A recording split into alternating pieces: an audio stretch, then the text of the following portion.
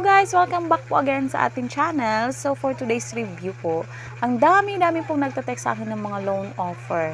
So ito po, papakita ko sa inyo yung aking messages. So ito po, ang dami-dami po talagang nag-o-offer sa akin ng mga loan app. Simula po nung nag-i-install po ako at nagre-review po ako ng kahit na anong loan app dito sa YT natin. So for today's video, isa ito sa mga nag-offer sa akin ng 15,000 pesos. Yun na nga guys, 15,000 pesos. So, bago yon, sa mga hindi pa po nag-subscribe sa ating channel, please subscribe po kayo para updated po kayo sa ating mga susunod pang mga reviews. So, disclaimer po, this is not a paid advertisement. Hindi po ako bayad ng kahit na anong loan app. Ipapaalam ko lang po sa inyo kung anong klaseng loan app po itong papasukin natin, magkano po yung makukuha natin, magkano po yung interest. So, bago po yon, intro, pasok!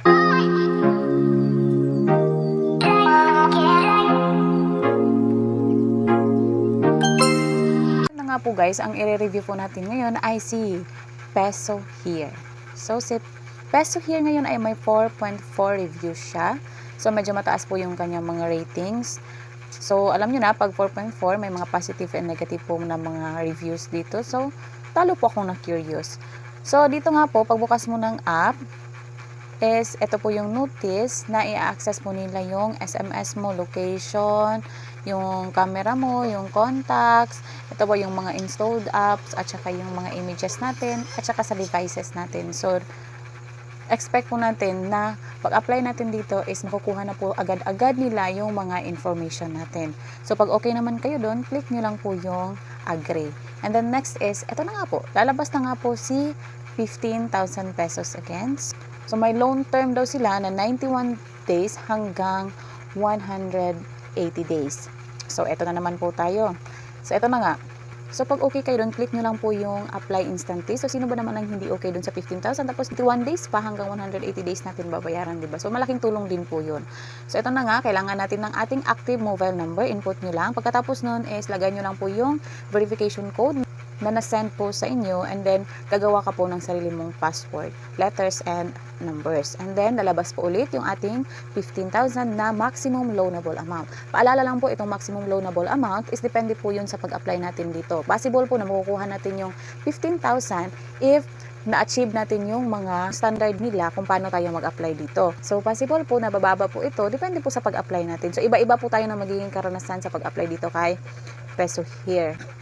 Again, pag okay kayo dito, click nyo lang po yung apply instantly. And then, dito na po yung personal information. Alam nyo na po yun, yung mga name, address, gano'n. So, sa work information naman is kung saan kayo nagtatrabaho, self-employed ba kayo or may business ba kayo. Siyempre, kailangan po talaga ng business dito or may trabaho kayo para alam nila may ibabayad po tayo. And then next is yung contact information. Dito medyo marami po. Is 5 person po yung kailangan ni Peso Here na contact information. Paalala lang po dito sa contact references natin is kailangan po alam ng gagawin nating references bago po natin sila ilagay dito kasi possible po natatawagan po nila yon. At saka, huwag po tayong mag-expect na yung nilagay po natin dito na contact references is yung number lang po yung nakuha nila. Again, doon sa pagpasok natin sa loan app is may privacy policy na sila doon. So again, access na po nila yung contacts natin. So lahat mismo ng contacts natin is nakuha na po nila. Yung kaibahan lang po doon sa contact references is pag hindi po tayo na-contact in case na hindi po tayo nakapagbayad is eto po yung unang-una nilang tatawagan. And then next naman is yung facial recognition. Ito na yung blink your eyes, ganon, open your mouth. And then, next is i-allow nyo lang po yung magte-take sila ng pictures and record video sa'yo. And then, next is, of course, yung ating mga valid IDs. So, ito po yung mga kailangan nilang valid IDs. Kunti lang po yung mga kailangan nila. Medyo maselan po sila pagdating sa mga valid IDs. So, dito, baka magtaka kayo, si BIP2 at saka si BIP4 lang yung lumabas. Nag-try po ako dito sa dalawa. Binuksan ko po yung BIP4. Same lang po sila ng process dun sa BIP2. I don't know kung ano yung anong meron, bakit ganito yung nakalagay. And then, click mo lang po yung apply, kung saan po yung prefer nyo. Sa akin is, pinili ko yung VIP2 since wala naman pong pinagkaiba. Dito, lumabas po agad yung kung saan isa-send po yung possible na makukuhan, maloloan po natin dito. May e-wallet po sila at saka may bank account naman po sila. So, syempre, doon tayo sa mas mabilis, doon tayo kay GCash. Eto na guys, kinabahan po ako dito kasi nga po, under review na agad. Hindi ko po nakita kung magkano yung matatanggap ko dito. Hindi ko po alam kung magkano yung interest. Ganun po yung feeling.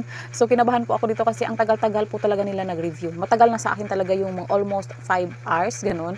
So, alam mo yun guys, yung kahit naglagay sila doon ng 90 days at saka 180 days, hindi pa rin ako kampante kasi ganun naman po talaga yung ibang loan at mga paasa.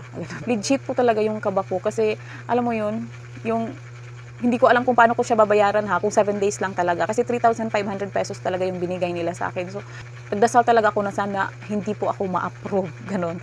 So, buti na lang, lumabas po siya after mga ilang oras. Lumabas po yung 3,500 pesos. So, yung makukuha mo na lang po doon sa 3,500 pesos is only 2,000 pesos. Babayaran mo siya ng 7 days, ibalik mo po yung 3,500 pesos. Sabi nila is 0% interest. So, nilagay lang nila dito is management fee na 1,500 pesos. So, legit guys, yung 3,500 is 2,000 pesos lang yung matatanggap mo. So, for me, this loan app is not recommended kasi nga po, bukod sa pinakaba niya ako, sobrang laki po talaga ng kanilang interest sa 7 days. Grabe, hindi ko alam kung paano ko to babayaran pag pumasok talaga to sa account ko. Buti na lang po guys is disapprove po tayo, apply again for 3 days daw. So, ayoko na talagang pumasok dito. Depende pa rin po sa inyo yon kung mag-a-apply kayo dito o hindi. Kung kaya nyo naman, why not, di ba? Kung kailangan nyo din, why not, di ba? So, maging responsible lang po tayo sa mga ganitong loan app kasi nga po maraming harassment po ang nangyayari dito. Possible po na ipopost po kayo sa social media. So, ingat-ingat lang po tayo sa pagpasok sa mga ganitong klaseng platform. So, thank you so much guys. Don't forget to subscribe and click the notification bell para updated po kayo sa ating mga susunod pang reviews. Thank you so much. Bye-bye!